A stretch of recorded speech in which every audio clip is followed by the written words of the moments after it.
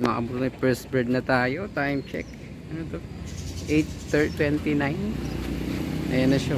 The grizzle.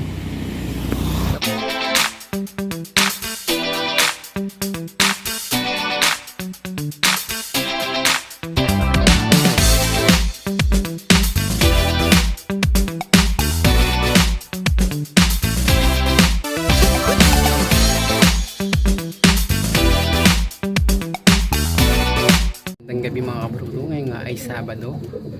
Ibig sabihin yan, loading time na naman. So, na-cancel yung loading last Tuesday.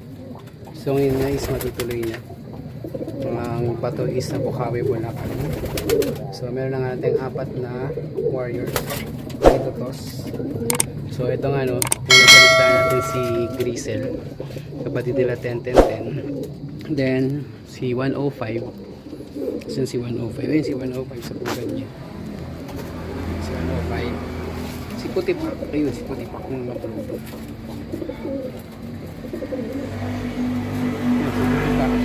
Saka si White Light. Si Black White Light. Yan mga kabruto. Sila na nga rin natira no, last na nag-toss tayo sa Quirino Avenue. So, ibig sabihin, 4 na lang yung natitirang warriors natin pang north. Kasi ano kabro ko, ikarga ko lang sila. Ikarga ko lang sila sa training box. Then punta na ako sa loading station. Kasi ano kabro, samahan niyo ako. Tara. Meanwhile, So yan mga kabro, ito na nga yung 4 na warriors natin. So 4 na lang sila.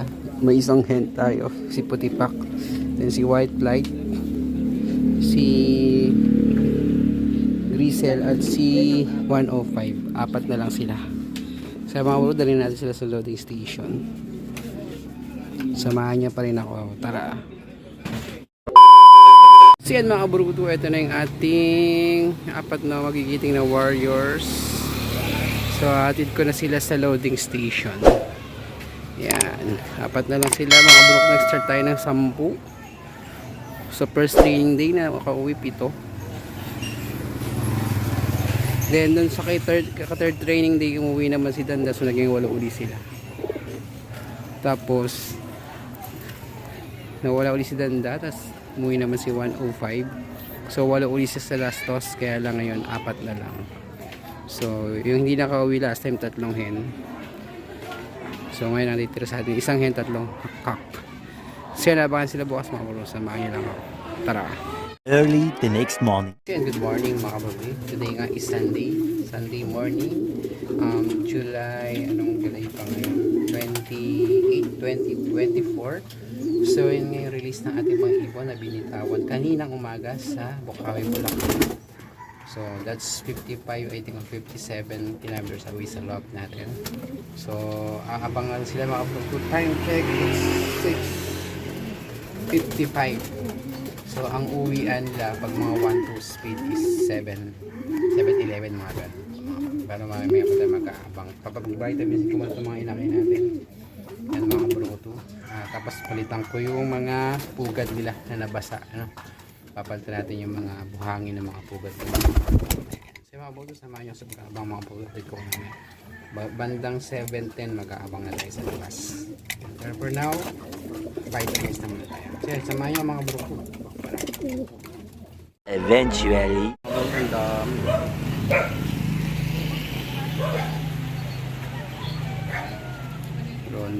Ronda na nga tayo. So time check 8:06. Wala pa yung mga ibon natin, mga kubor dito. Kung baga sa katok na sila. Medyo kasi makulimlim kanina. So baka may dinaan silang ulan. Pero ngayon mga araw na. Sana magsidating na sila. So 0 out of 4 pa tayo mga kublog. Wala pa yung 4 na warriors natin. Bye bye. 11 minutes later. Mga kublog, first bird na tayo. Time check. Ano to? 8:29. Ayan na siya. The grizzle. Kapatid na 10-10-10.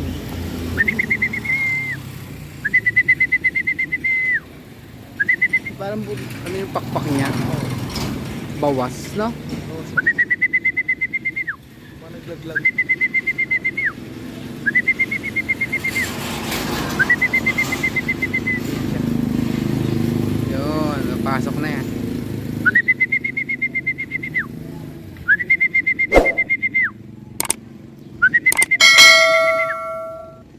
ang first bird natin, si Grisel.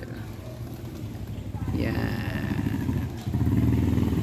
Kapatid nila 10-10-10.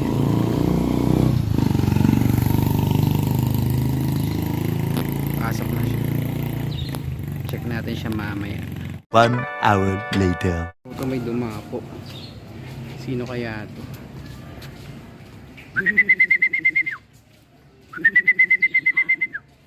Checkered ba to? Parang checkered. Pero ba't dumiretso dyan? Kasi 105 yan.